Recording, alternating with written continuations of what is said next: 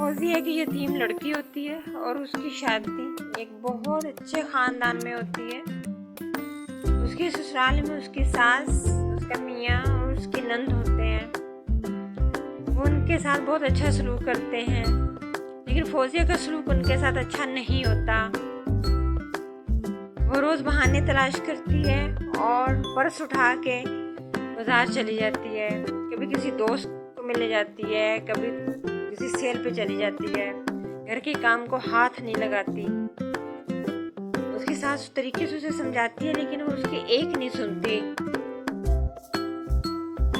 और वो घर से बहाना लगा के चली जाती है। उसकी सास उसके मियाँ को समझाती है कि बहू को प्यार से समझाओ। सिर्फ लड़कियां घर का साथ काम करवाती हैं, अकेली बाहर नहीं जाती।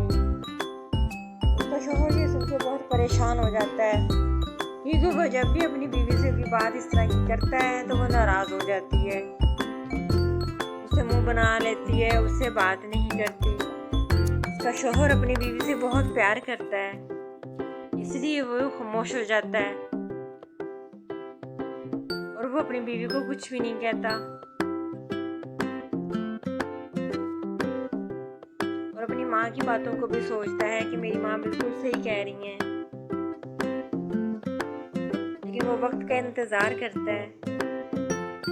फौजिया जो है वो हर छोटी छोटी बात पे घर वालों से झगड़ा करती है, छोटी छोटी चीज़ों को इशू बना लेती है और घर का माहौल ख़राब रखती है। लेकिन उसकी सास खामोश रहती है, ये सोच के कि घर का माहौल मज़ीद ख़राब ना हो, और घर के सुकून की खातिर वो खामोश हो जाती है और उसको यकीन होता है कि एक दिन ऐसा आएगा कि फौजिया बदल जाएगी और हमारा घर जन्नत का नज़ारा पेश करेगा इंशाल्लाह।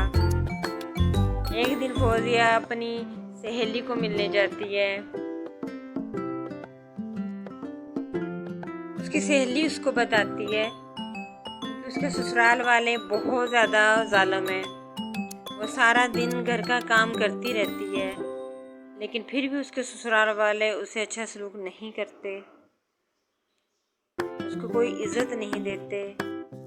हत्ता कि उसका शौहर भी अपनी माँ का साथ देता है, वो भी मेरा साथ नहीं देता। ये सुन के फौजिया बहुत परेशान हो जाती है और वो दिल ही दिल में सोचती है कि मैं अपने ससुराल वालों के साथ कितना बुरा रवैया रखा हुआ है, लेकिन फिर भी उन लोगों ने आज तक मुझे कुछ नहीं कहा।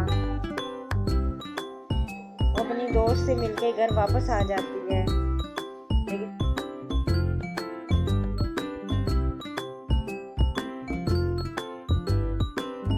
तो किस तरह सामना करूं और अपने घर वालों से किस तरह माफ़ी मांगूं। एक दिन हिम्मत करके वो अपने ख़ानदान वालों के सामने अपने रवैये की माफ़ी मांगती है और वो सॉरी करती है। अपनी सास को कहती है, अम्मी जान मुझे माफ़ कर दें, मेरा रवैया आप लोगों के साथ अच्छा नहीं था, लेकिन मुझे पता है आप बहुत अच्छे लोग हैं, आपने आज तक मुझे एक बात भी नहीं कही।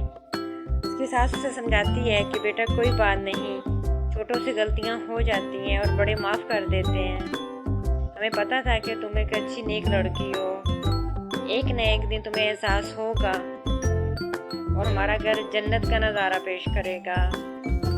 इस तरह उनकी फैमिली बहुत हंसी खुशी रहते हैं, घर में खुशियों का सा समा होता है, सब मिलजुल के काम करते हैं, मिलजुल कर खाना खाते हैं, कोई भी किसी किस्म की प्रॉब्लम डिस्कस करते हैं, घर का माहौल बहुत खुशगवार होता है।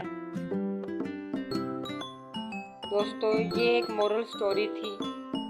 अगर आपको अच्छी लगे तो मेरे चैनल को ज़रूर सब्सक्राइब कीजिएगा और घंटी को भी दबा दीजिएगा। नेक्स्ट आने वाली वीडियो आपको